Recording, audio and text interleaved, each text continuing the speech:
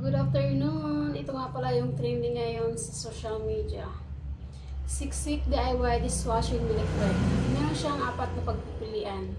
Merong lemon, unscented, antibac at saka calamansi. Itong napili ko ay calamansi. At meron din silang 3 option kung ano ang pipiliin mo. Meron silang 2 liters at meron din silang 4 liters at 16 liters.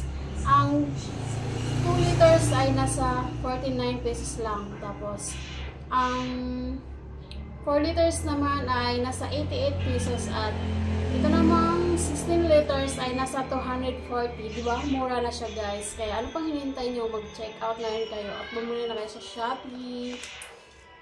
Kaya guys, sunawin na natin. Itong hinanda kong tubig ay 3.5 na tubig lang yung hinanda ko siya guys. Kaya tunawin na natin. Tara, let's go.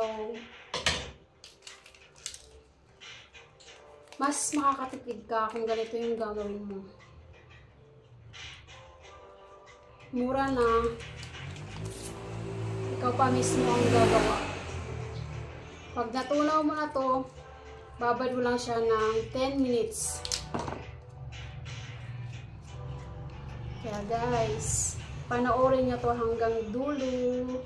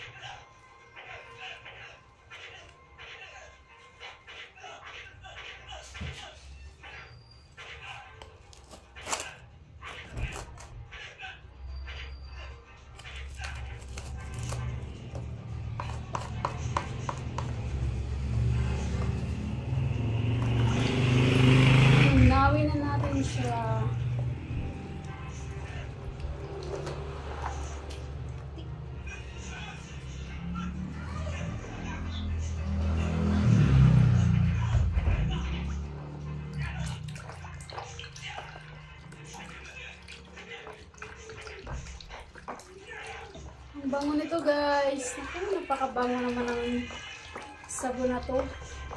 Calamansi nga pala yung napili ko.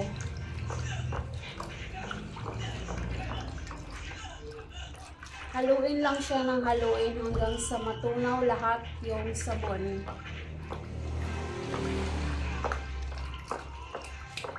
Tapos kapag tunaw na lahat, babad lang natin to ng 10 minutes. I-set aside muna natin.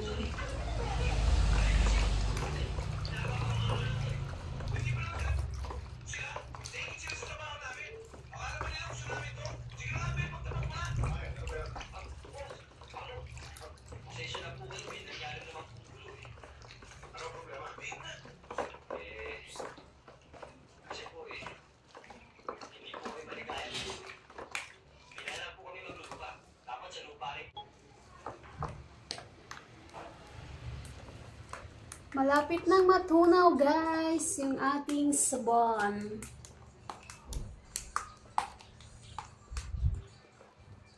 Ay, sticky na siya.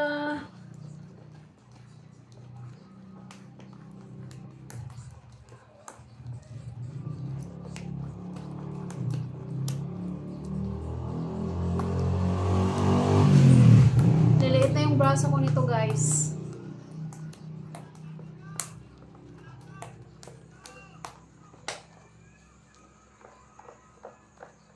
Kabilang braso naman. Haluin lang ng haluin hanggang sa matunaw lahat ng kailangan tunawin. Pati yung taba guys, tunawin na natin yung taba.